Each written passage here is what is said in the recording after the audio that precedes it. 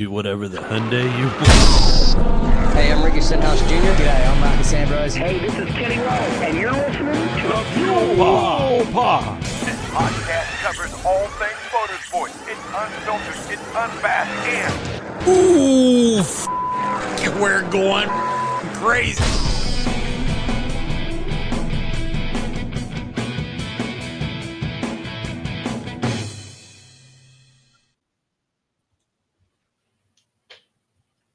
All right, man. Thank you. Hey, let's you talk very about much. Vegas, baby. Let's talk about Vegas, baby.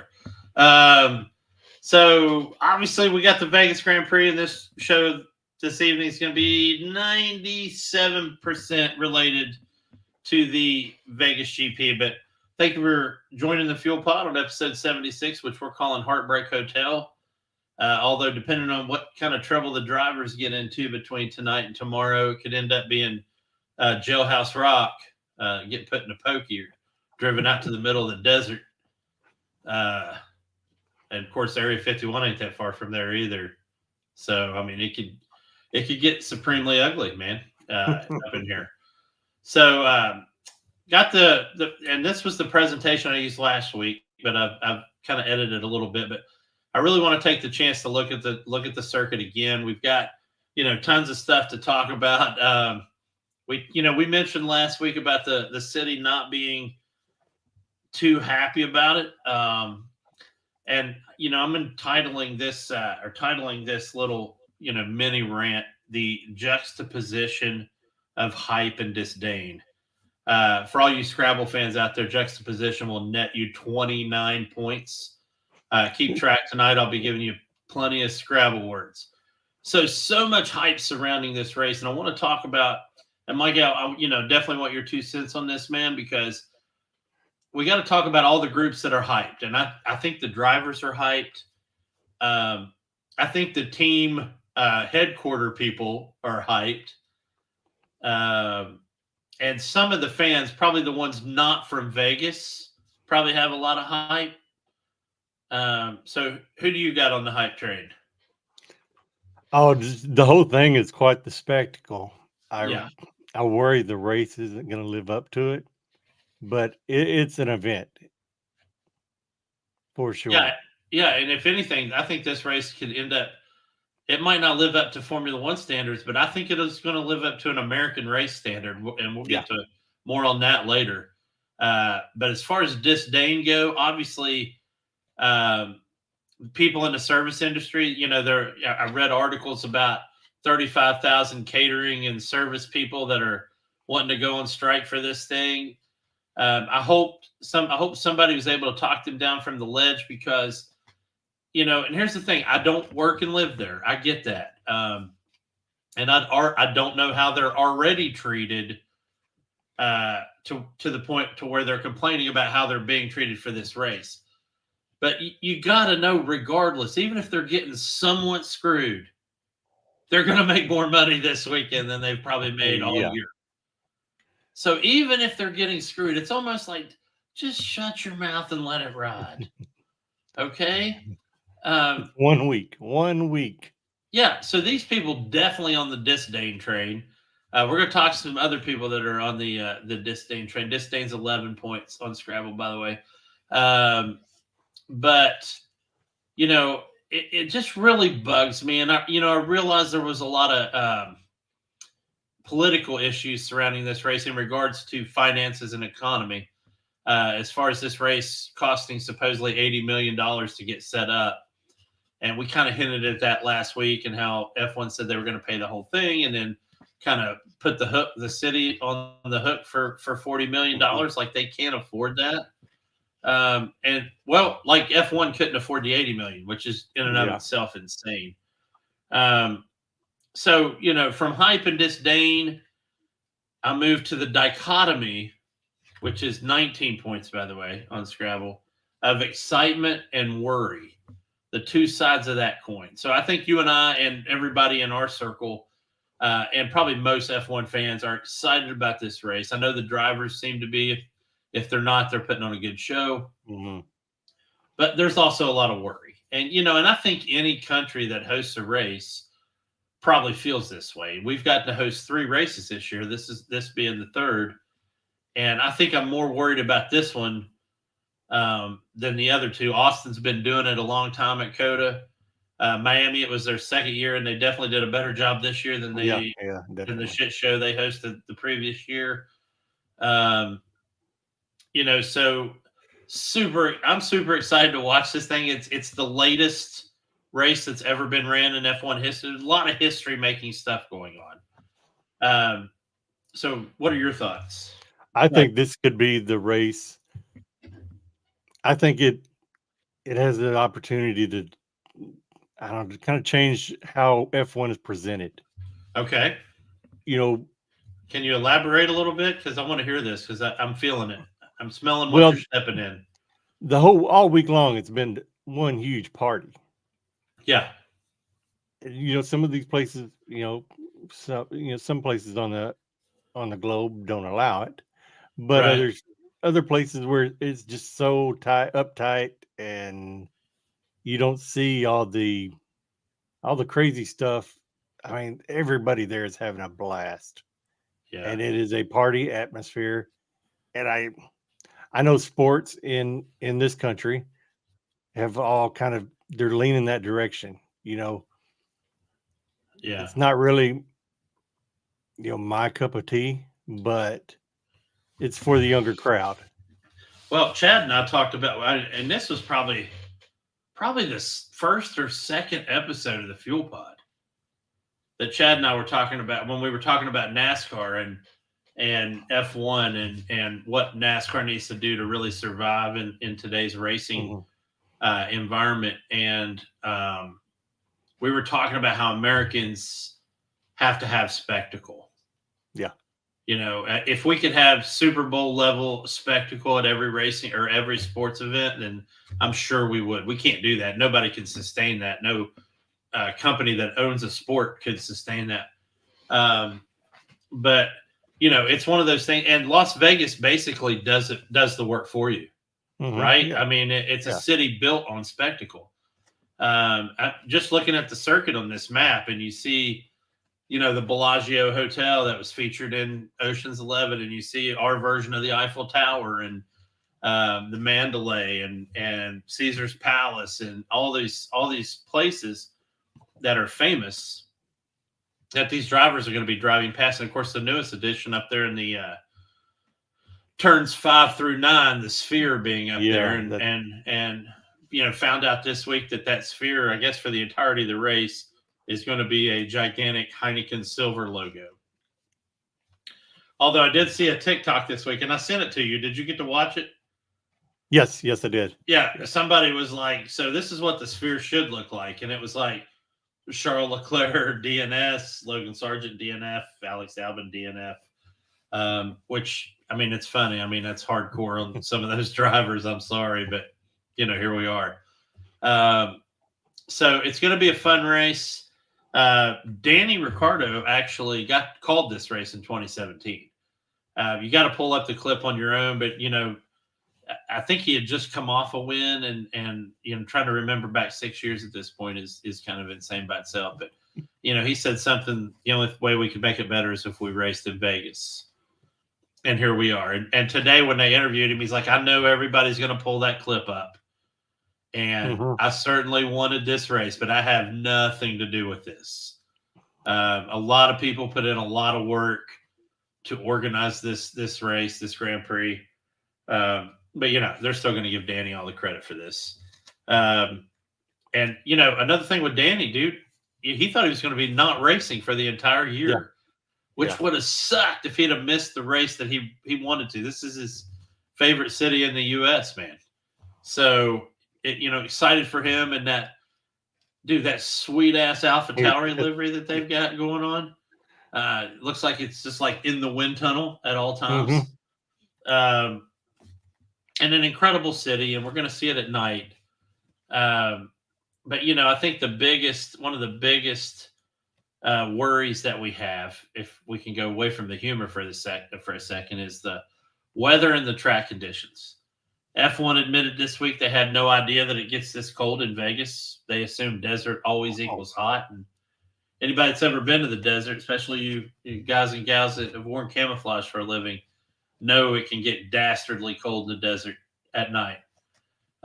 So they're talking about temperatures that are, somewhere between 4 and 7 degrees Celsius.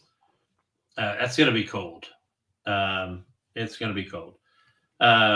Single digits in centigrade is always going to be cold anyway. So the biggest issue we're going to have, and,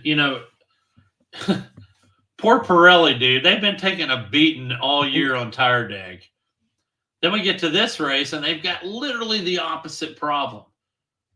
So it's always been all year, dude, your tires are melting after 10 laps. Now it's going to be, we can't get these SOBs warmed up.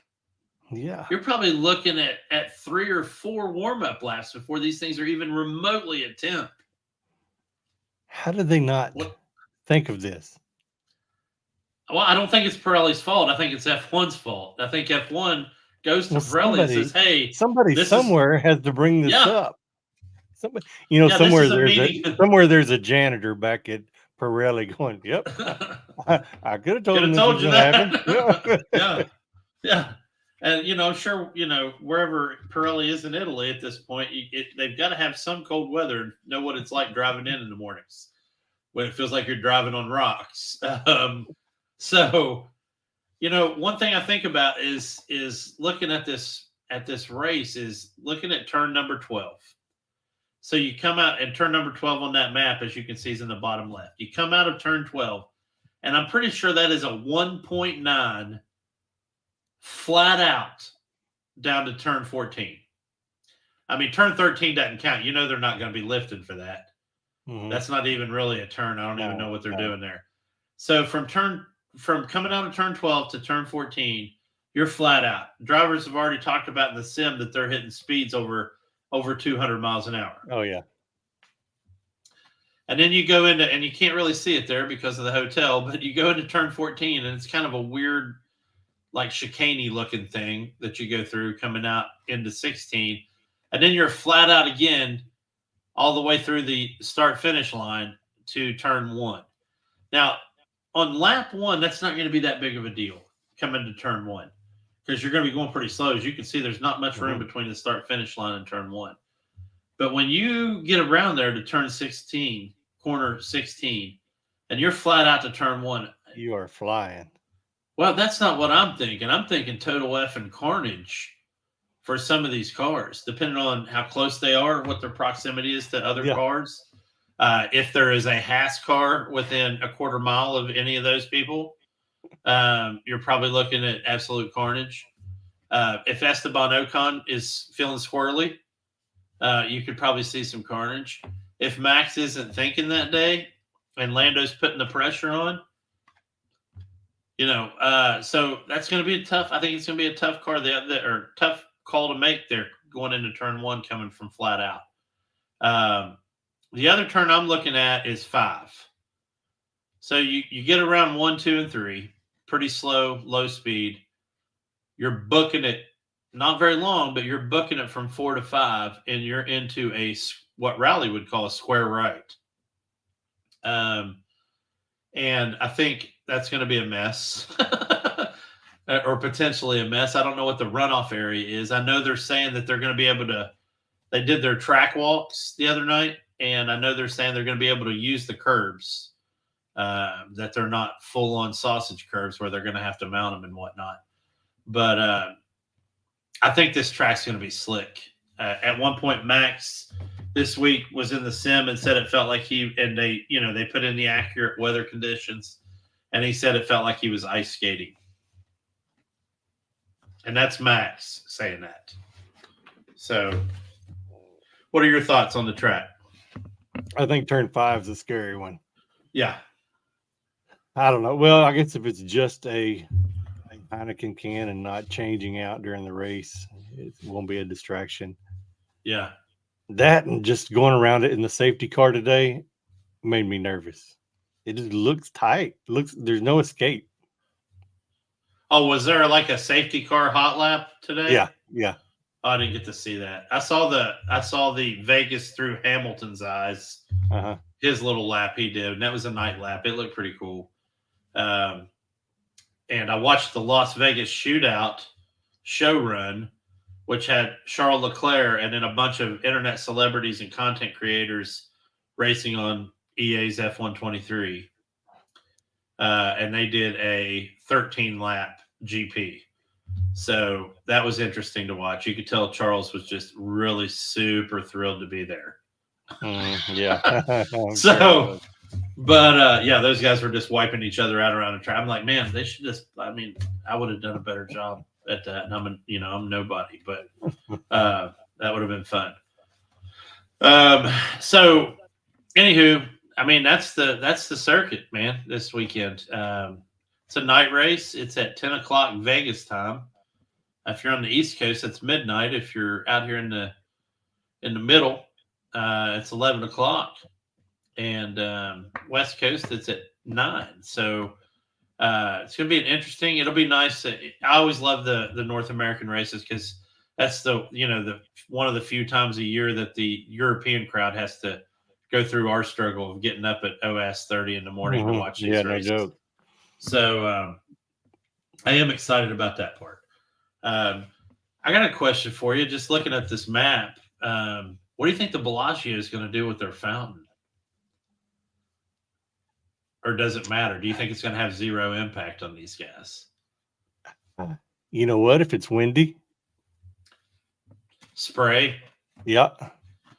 Yeah. And Bellagio is known for doing very festive, fountain art, if you want to call it that. I remember they had the Star Wars one when the Star Wars new Star Wars trilogy came out, and they had like weird artwork going on in the fountain, and it looked cool with a light show. But there's a lot of distractions, man, on this circuit. Oh yeah. There's a lot of circuits that have a Ferris wheel, and this one actually has the Ferris wheel right in the middle. If you look at like Sochi, which we haven't raced at Sochi in a long time, but Sochi's Ferris wheel's right on the edge of the track. Silverstone, a lot of those Coda. Mm-hmm. This one's in the middle, so it's not that big of a deal. But you got that gigantic sphere that's going to be putting off some light. You got the Bellagio fountain. I'm sure anywhere near the Wynn casinos is probably going to be rough. It's going to be weird right there, man, for sure. Hey, welcome, welcome, Hitch, to the fuel pod. What's up, guys? We're just discussing risk versus reward and hype versus concern and excitement versus worry on this Vegas circuit. So, and just kind of trying to hit the high points. I'm excited for this race, man. You and I talked about it today, and it's gonna be a fun one to watch. What are you most looking forward to? Well, kind of what we talked about today. I love the straight stretches, but being that it's cold, and you and I talked about this, you forget that it gets cold in Vegas. You think it's a desert; it's going to be hot all the time, right?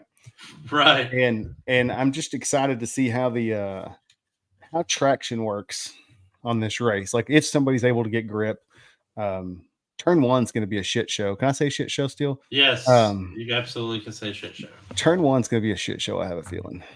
So I'm pretty excited to see that for sure. Well, we were talking about how it's probably going to take, instead of like a lap and a half to warm the tires, how it might take 4 or 5 laps to get the tires warmed up.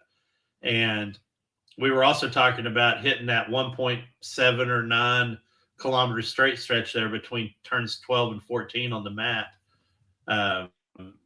And how fast you're going to be going when you get to turn 14. And what where's that's 14? Going to look like. Show me where 14 is. So if you're looking at the map on the screen there, 12 is on your bottom left corner. Okay. So 13 is the bend, right? Right. So 14 is that 9. Still be flat out. Yeah. Yeah. Yeah. That's going to be nasty. That's going to be fun. Anything after lap 1, you're right. Turn 1's going to be a shit show.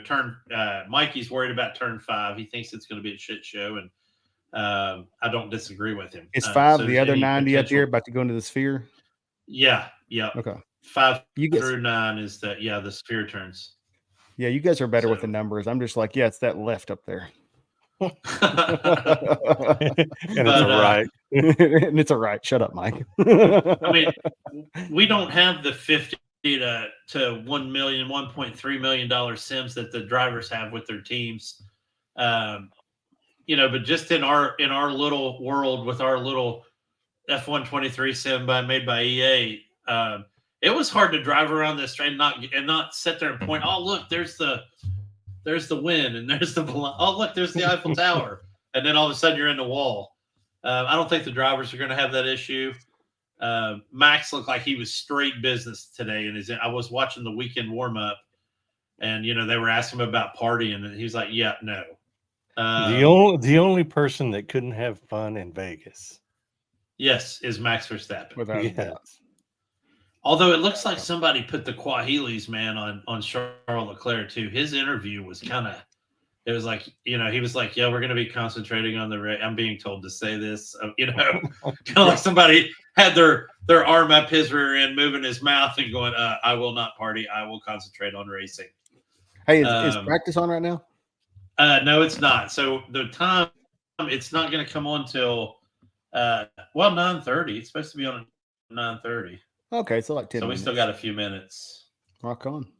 Yeah, but I'm going to try to put that up while we're still on. But anywho, let's move on to some of the other. Oh crap, my tablet went on standby. Give me a second, people. Roll, George. So we've talked about the excitement of the race. We talked about the city and the problems that the city's having. So pricing. So I want to get your guys, because this is kind of I don't know if you want to call it a socioeconomic city issue, but so apparently when this race was announced, they immediately marked up the hotel rooms in Vegas by 300 and some %, something ungodly. And a bunch of people, of course, grabbed them, right? So they're grabbing these rooms. The tickets for the race itself were astronomical. And now we're in the weekend, and hotel rooms, some of the hotel rooms have fallen down to $115 a night. That's crazy. And race tickets for $45. Which is, that's pretty in line, right? I mean, it's not like, it's not like it's falling out of, it's not falling out of the stratosphere. It's just falling from where it was.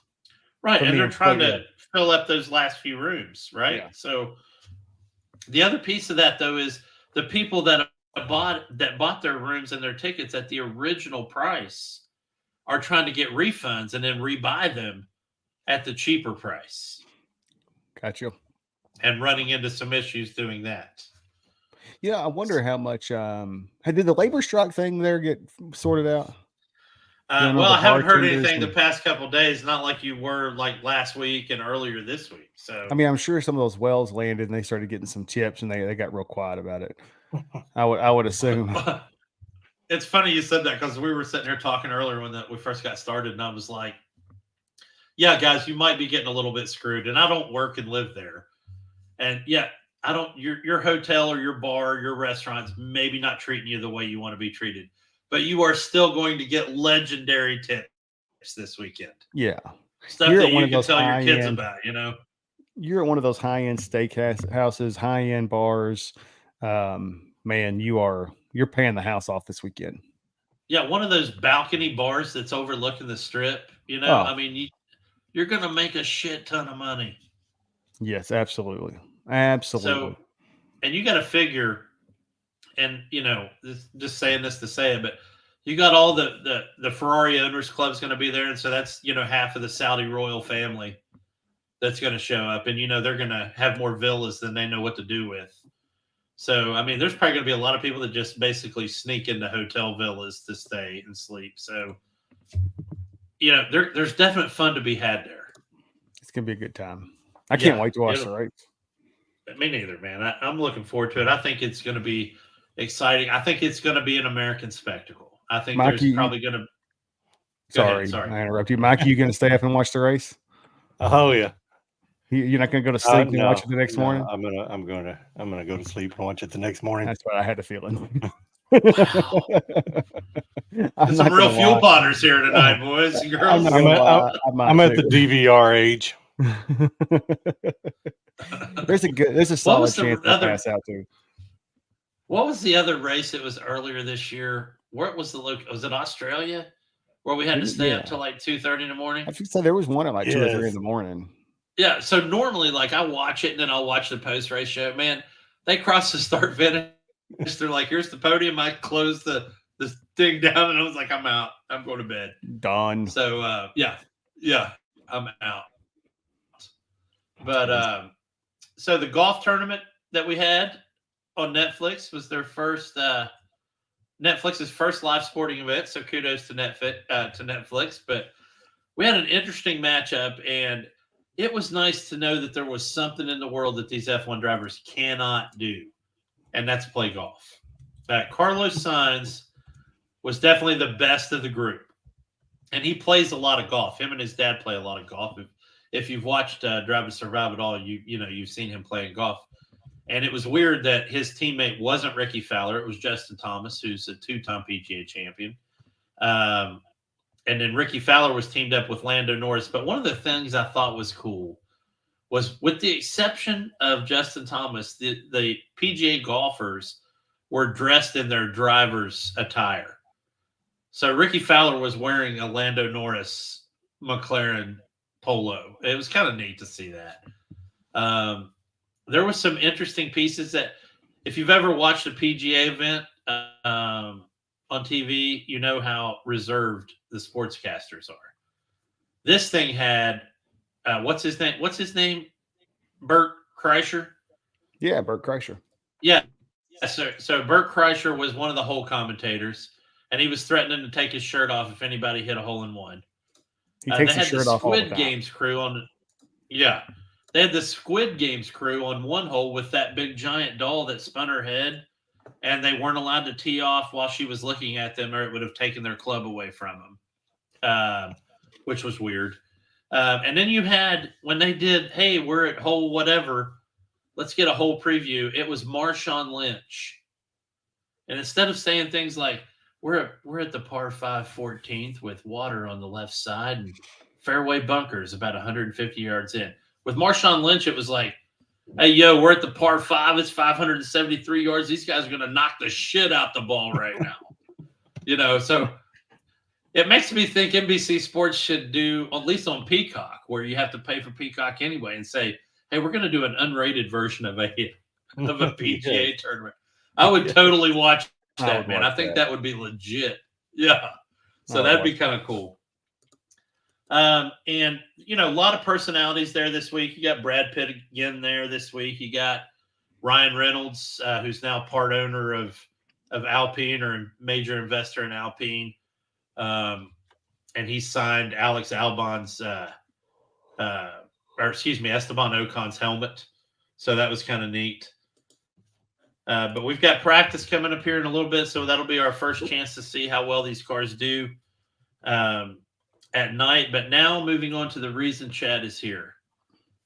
So earlier today, Chad let me know that Valtteri Bottas, former driver for Mercedes-Benz and now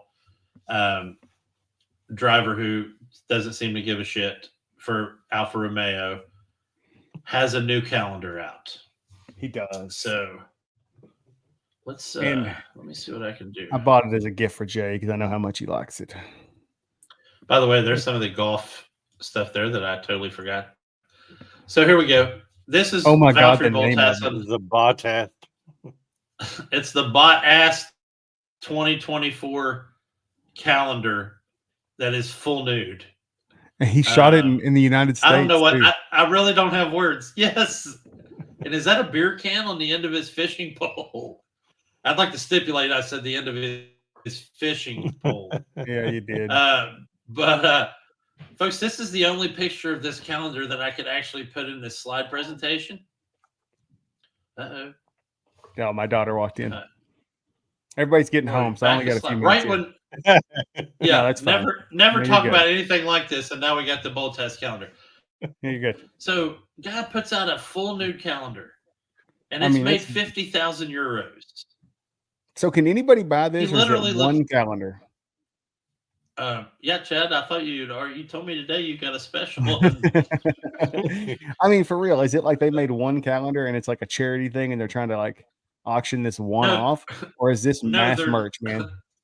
This is mass merch, and $5 of each calendar goes to charity. I don't know where the other $1.50 goes. Oh, Jay is Some big pants. on Christmas gifts, and I have a feeling Jay is going to get a Botash 2024 calendar. All right. I am not. I'm going to be repurposing that gift for sure. Oh no, you're But getting it. yeah, It's gonna hang in your office. definitely the most interesting thing in Formula One this week. That's crazy. And I apologize. This is the only shot I can show you of this calendar. There's one where Pardon he's the pun, but it's ballsy. he's laying face down in a creek, face down, ass up in a creek in Aspen somewhere. Can we be honest for a second? We're three dudes Go here, for right? it. Yeah. I don't care how hot you are. I don't care if you're Brad Pitt. I don't care if you're Tom Cruise. I don't care if you're the hottest man on the planet, which is Jason Kelsey right now. Yeah. The male figure is just not aesthetically pleasing, dude. It's just not. We don't need to be standing by a creek naked. We don't need to be head down, butt up in a creek for a calendar. No one, the people that love us the most, our wives, our Yeah. significant others, they don't want to see this. No. Yeah. There's no part of them that wants to see this. And why they thought, I mean, I get it. It's raising money for charity, but just, I mean, like, there's nobody that needs to see that. I don't care what you look like as a man. I mean, it's just, we're not built to be naked in a creek. Chad, you need to snip this part out of this broadcast and put it on like a reel or TikTok. You'll probably get like 100,000 views. Ridiculous. That's definitely the comment of the night because it's so appropriate. You're absolutely right. Dead on. Boys. That's all yeah. I do is bring in dead on, truth accurate statements. That's what I'm known for. Geez, Yeah. I hadn't recovered from that's pretty ballsy.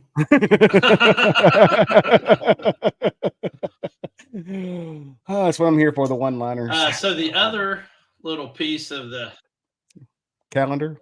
my son, who is not a racing fan at all. Is he a calendar fan? No, I hope not. At 14, I hope Don't ruin his Christmas. So That's what he's getting for he Christmas. texted me yesterday and goes, "Hey, do you know who Lewis Hamilton is?" I go, "No, man. I mean, he's only a seven-time world champion Formula One driver." And well, I put that at the wrong place. So Lewis Hamilton. Now this is something my son does know, which is Fortnite. So Lewis Hamilton, for reasons that pass understanding whatsoever, is going to be featured in Fortnite with 2 skins. That's awesome. Which I think is cool. Yeah.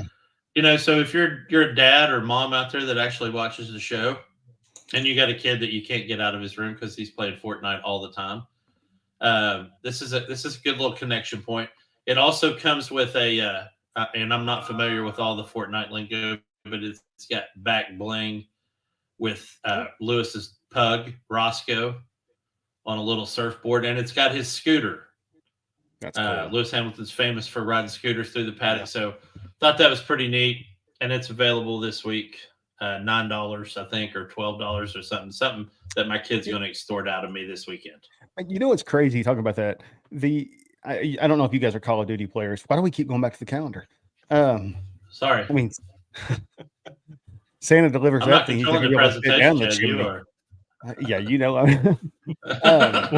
One more, Jay. I didn't get that website was what? So Call of Duty now has celebrity skins. I mean, it's quite funny that you got an AR toting naked Botas out there.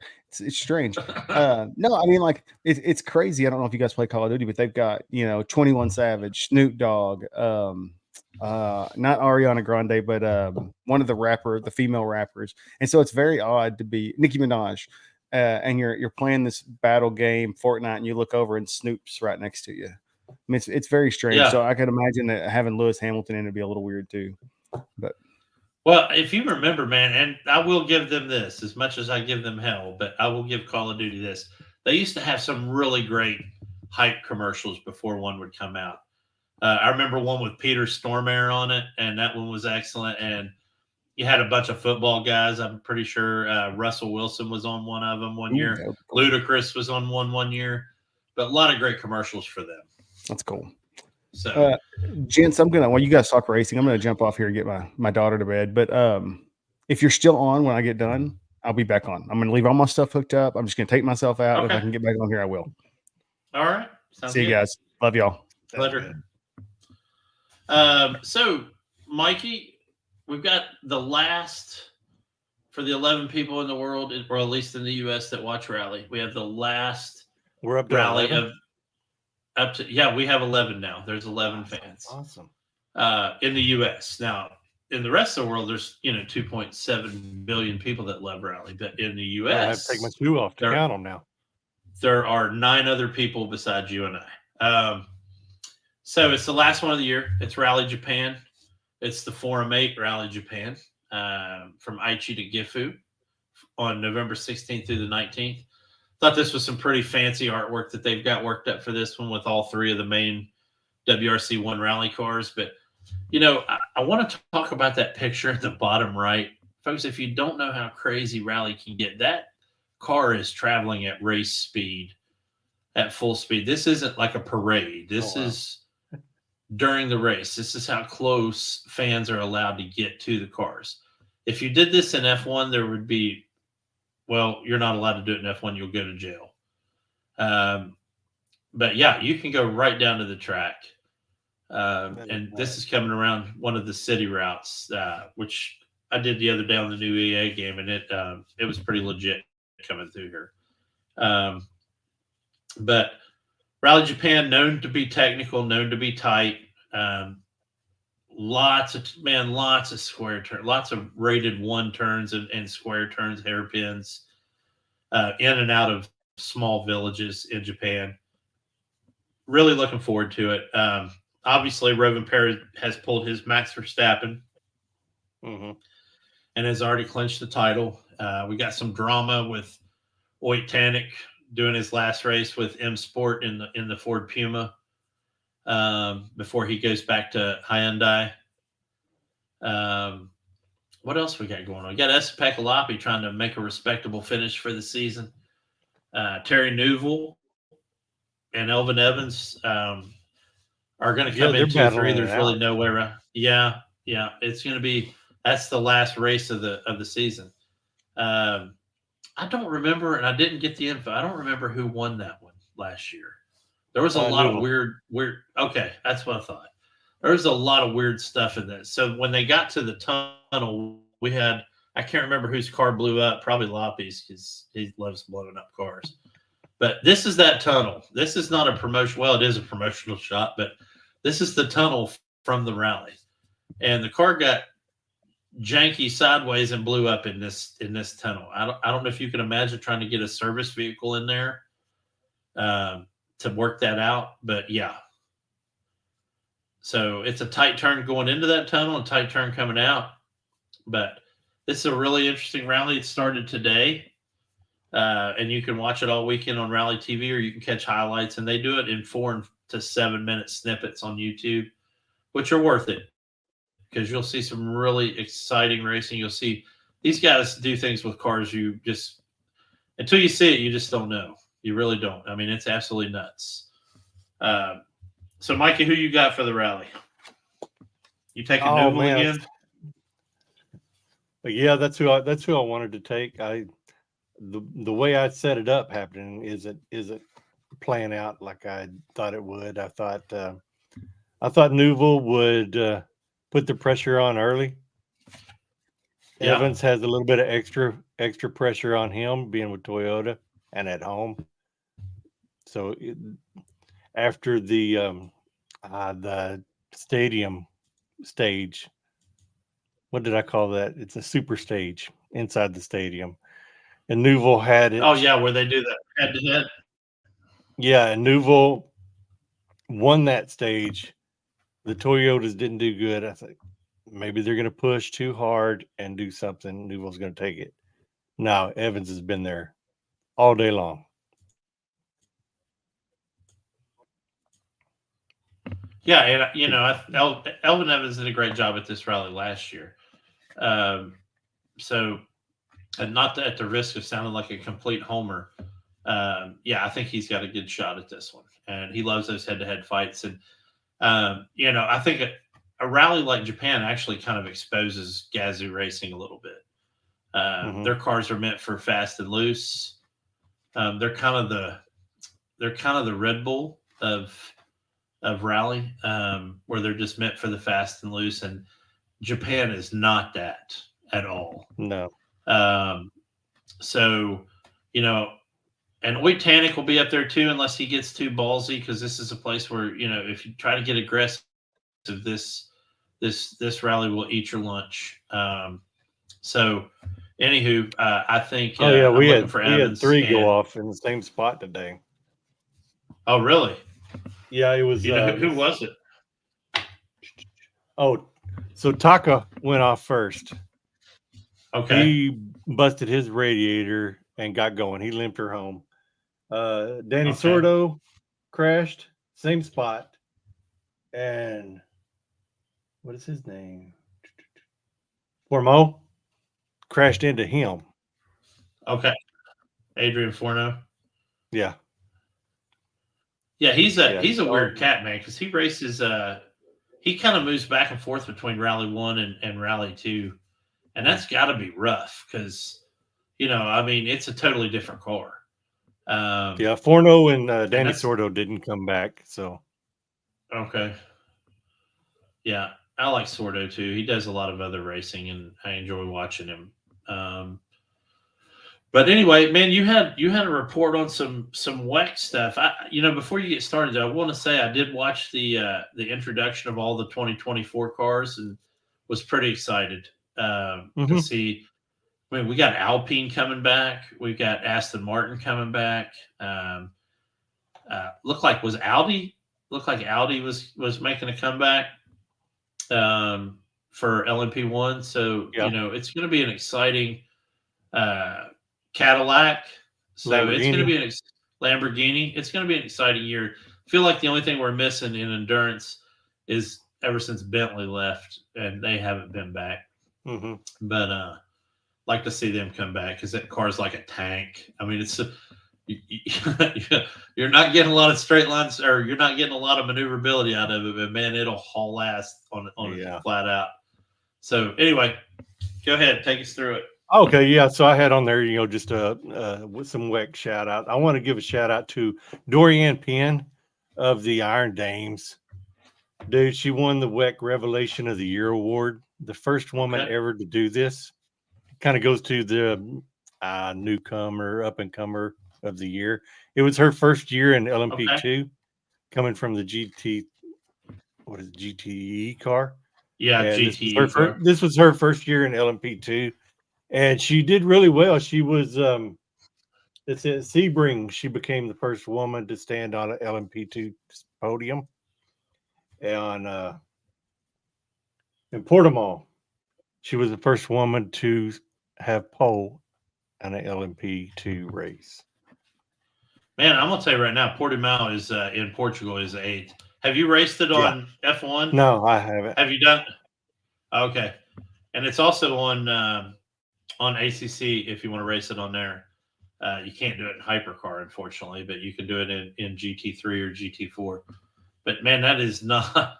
Chad and I've had some interesting races at Portimao and F1. I know that for sure. I got high centered on the rubber curb by Alex Albin, and my car came to a complete stop on the rubber, and it was just sitting balanced on the rubber part of the curb with all 4 tires off the road, and I had to DNF. I couldn't get the car started back. So I DNF'd and just had to watch him finish the race, which sucked because I think that was like lap 3. So very tough track. It's going to be weird in WEC though this year, man. So we got LMP2 is gone. GTE AM is gone. And with LMP2 leaving, and I don't know if you're familiar with him, but Glickenhaus, which has been a stable in LMP2 for, and I mean years and years and years, are gone. They've decided just to pull it, and they're not going to be back in endurance racing, and that's a sad loss. The GTE AM cars are leaving, but we're getting GT3, which is very similar car. Yeah. So you'll see probably a lot of IMSA guys, a lot of GT World Challenge guys probably hopping in some of those rides. Antonio Giovinazzi, of course, will be back with WEC this year, and Charles Leclerc's brother, and it's going to be an interesting year, man, to say the least. Yeah. I just wanted to give her a shout out. That's quite the accomplishment. Yeah. Not just because she's a woman, but she's a badass race driver.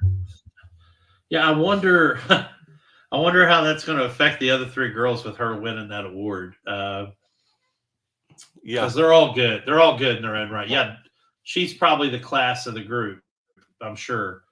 But I wonder how that's going to affect the whole team. I always worry when you have a team of 3 or 4 people and you give one of them the big award when it was obviously a group effort. It's got to make it tough. It's got to cause a little bit of friction here and there. I would think so. I could be completely off with that. Yeah, so that brings me to a pitch I want to give you. Okay. All right. The last 2 or 3 weeks we've brought up a woman race car driver. Okay. Or a women's team, right? Yeah. And I don't know if you've seen it, but Leah Block signed with Williams to be their F1 Academy driver. It's pretty big deal for her. Yeah, pissed off the rally world. They pissed off the rally world because they're like her getting that F1 Academy seat is the end of her rally career. Yeah, so here's what I got for you. Going into next year, F1 Academy, there's 7 races, but I want to give it full coverage. Okay. For those on the pod. You're turning into the Lewis Hamilton of the fuel pod. Because he's like the only one that gives a shit about F1 Academy. And man, I'm absolutely behind that. Anything that promotes an organization that's trying to make it to the bigs and doing it right and doing it fair, and taking everybody into consideration, not because of who they are or what they look like or what they are. Yeah.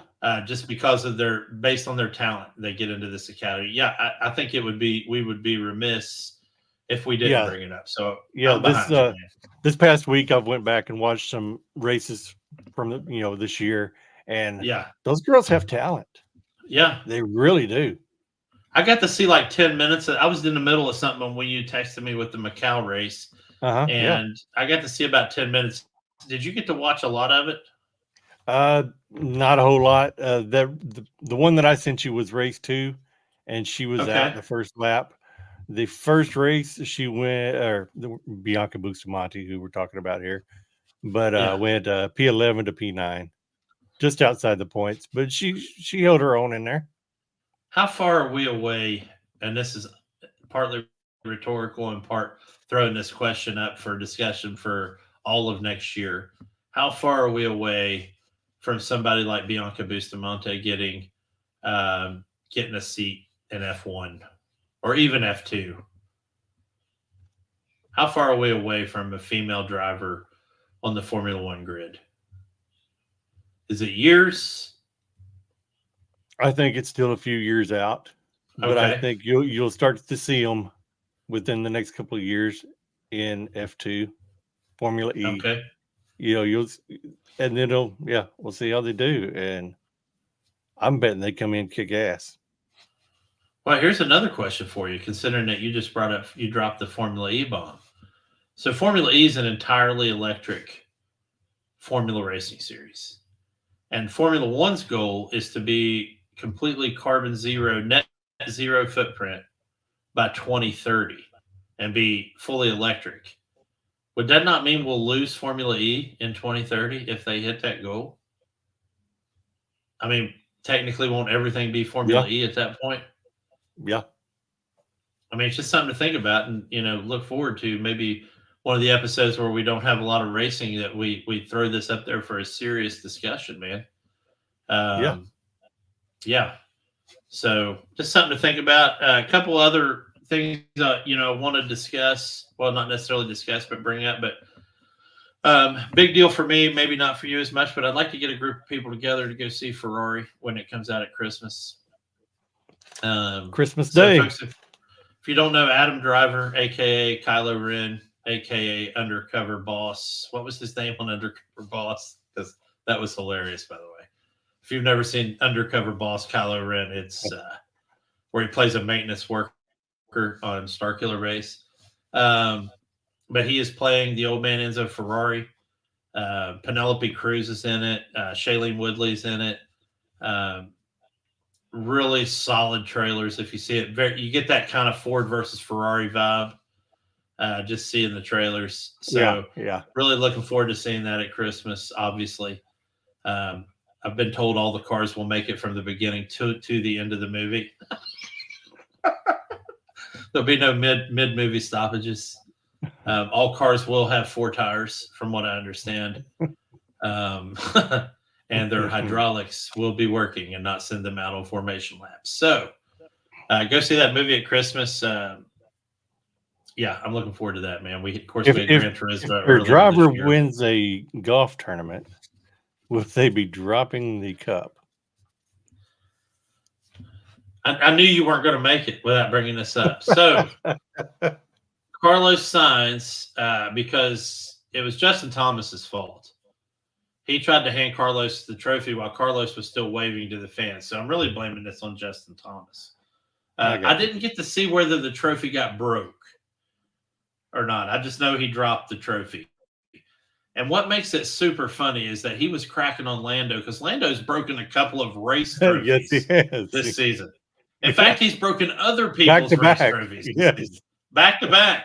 Because he always does this stupid, and he's like the only one that does it, where he slams the champagne on the, I don't know if it's because of lack of upper body strength, but he always slams the champagne bottle on the podium, but instead of hitting the podium, he hits the top of the other guy's trophy and destroys it. So anyway, long story short, Carlos Sainz, the smooth operator, constantly cracking on Lando for doing this, and then he ends up breaking a trophy that he won by beating Lando, by the way. Yeah, yes, he did. So, anywho, it's I don't know what to say, man. That was it was funny, man. I think it was a good little press piece for him. But man, just going back to that golf tournament, and nowadays, like when I was a kid, we'd watch golf on TV. The guys would tee off, and it was 6 and 12 and pick them of whether you'd see the ball or not. But now they've taken video game technology and putting like a digital line on the ball so you can see where it's going. Like Pierre Gasly teed off on one hole and literally the line just shot straight up the TV screen. Complete duff. Guys were putting it in the woods, and it was funny because they always tell you if you play with somebody that's not as good, you'll also be not as good. Mm-hmm. So some of the pros were making some complete shit shots into the pine straw and into the woods, and it was insane to watch. Tony Finau is one of my favorite golfers, but he won the long ball challenge on one of the holes. But again, seeing Alex Albon and Pierre Gasly and Carlos and Lando out there, it was fun to see them try to do something else and do it with class and grace because they knew they weren't that great. But they did a good job. So I enjoyed watching it. And kudos to Netflix for hosting that and putting that on. So, man, that's all I had. I don't think Chad's going to get back with us before we get out of here. I don't have anything else obvious. Oh, dude, predictions. Oh, goodness. Predictions for F1 for Vegas. You want to go first? You want me to go first? I will, but I just think more of the same. I think Max, Lando, Sainz.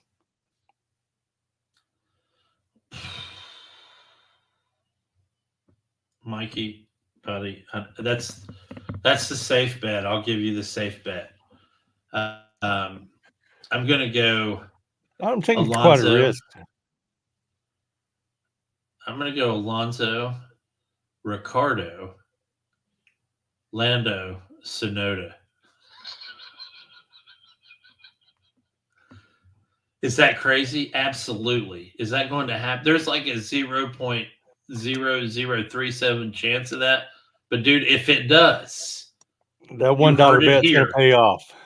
You heard it here on the Fuel Pod. Alonso, Ricardo, Lando, Sonoda. Wow. So many O's. Alonso, Ricardo, Lando, Sonoda. So yeah, that's who I'm calling. Because I think there's going to be a major fracas with Yes, there is. Alex Albon, Lewis Hamilton, and Max Verstappen. I think they're going to have a fracas that's going to either put them out of the race or put them on a car that cannot win. So when do you think this will happen? In qualifying? It'll be early. If it happens, it'll be early, I think. Mm-hmm. It'll be early because it's going to be when they're on cold tires, man. Yes. So yeah. Golly, there's a lot of factors. A lot of things Well, that yeah. could. Here's what you got to think about, and I wish we would have got to watch practice tonight before we got on here because it would have given us some solid intel on how these cars are going to perform. But you've got Alex Albon in that Williams, and it is a rocket ship on straightaways. And you've and got it looks two. badass this weekend. Yeah. We got to talk about that too, by the way. But you got 3 decent straightaways, 2 huge ones, and 1 decent one going into turn 5. And that car, if it's anywhere close to having any kind of decent clean air, is going to be fast. It's going to be fast. They don't even have a choice. It's just going to be fast. AlphaTauri is also going to be kind of fast because it's got decent flat line or straight out speed. So, but Albon's going to be up there. Sargent won't be up there. Sargent, he's going to be too nervous going into this Make race. laps, buddy. Make laps. But I think I've never known Toto Wolff to have a shitty weekend like he just had in Brazil, and then come out with back-to-back shitty weekends. Yeah. Toto doesn't do that. He probably cleaned house with some jobs, and they're going to have a better build on that car. I also think Checo and Russell are going to get into it because they always do. Here's what I'll predict right here. Go for it. Before we get back around to the start-finish line, George Russell will be whinging. Well, yeah. I mean, I think you actually lose money on that bet. I mean, that's a guarantee. I mean, you're also that's another thing. I'll be surprised if F1 TV doesn't have the Vegas ticker betting line at the bottom of the screen while we're watching it. All right, we got 3-1 odds on Russell whinging at start finish when we come back around right here. So, yeah, I think this race is either going to be super clean or just ghastly. Not Pierre Gasly, ghastly. Yeah. So we could have some potential pileups on this, and we haven't seen a good pileup like at a couple years ago at Zandvoort. Was it Zandvoort or was it Hungary? Where we had 5 cars go out at the very beginning in turn 1, right before the hill, going down the hill, and Yuki Tsunoda ended up finishing in 4th. I think that was Hungary. Either way, you had Verstappen, Leclerc, Russell, Bottas, Stroll all go out at lap 1, turn 1. So turn 1 here is going to be a mess. I don't know if you've seen how narrow it is. After the last turn 1. Yeah. Do you think they've learned anything? I don't know. I want to see what the pit box lineup is because they're going into a left turn, and I want to see where they put pole position. Are they going to put pole position on the right side going into a left turn and out front with the number 2 car slightly behind them? Or are they going to put the pole position car on the inside towards the front with the 2 car on the outside underneath? So it's really, I think a lot of it's going to depend on it. I really do. That's just my own personal opinion. I would rather be on the inside of a turn 1 personally because I feel like I have more options. than trying to squeeze in on the outside. Mhm. But we'll see what happens, man. I mean, it's going to be. I'm Yeah, it's excited, man. I'm looking exact forward same to thing it. as Brazil. Yeah. Real easy. So you brought up a couple liveries. We obviously talked about the AlphaTauri livery tonight, where it looks like it's in a wind tunnel. You brought up the Williams livery, where they've basically got the "Welcome to Las Vegas" light bright sign with Williams in like the light bulbs, which looks cool. But my favorite, without a doubt, is Alfa Romeo. Yeah. Alfa Romeo, known the world over for putting together a beautiful car, has a car that has all the faces of cards over the like a mosaic on Mhm. the entire Yeah. car. But that brings me to another point: is the track itself. So the track, as you know, curbs with a K are red and white striped sections in corners on F1 or on racetracks. But they decided to play the roulette game here at Vegas, so they've got card symbols on each alternating stripe, like spades, hearts, diamonds, and Oh, wow. clubs, worked into the curbage. So if you get a chance, go on Google and look at it. But it's really neat the way they've really played up the whole Vegas piece this It's weekend. just one So more distraction. yeah. So anywho, man, that's all I got. You got anything? That's it. That's all I've got. Let's get out of here because I got a huge day at work tomorrow. So everybody, thank you for listening and watching whenever you do listen or watch. And we will see you next week. And obviously we will be talking about how shitty we did at our predictions for this race. But watch it this weekend. It's on Saturday night. Depending on where you are, it's going to be late or it's going to be super early. But give it a go on F1 TV or watch it on ESPN. And I'm pretty sure they just hijacked the Sky Sports broadcast feed. But Yeah, either way, give it a go. And then check out YouTube for Rally this weekend at Japan. It's going to be an interesting race there as well. Thank you all very much. Have a good one. I'm JNeil729, and my co-host At here is 2Diddy4. at 2Diddy4. So y'all have a good one. All right.